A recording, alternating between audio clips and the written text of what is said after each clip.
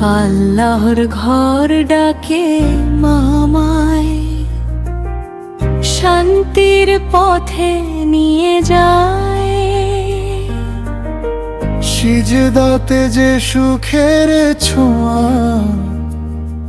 দুনিয়াতে তা কোথায় পাওয়া।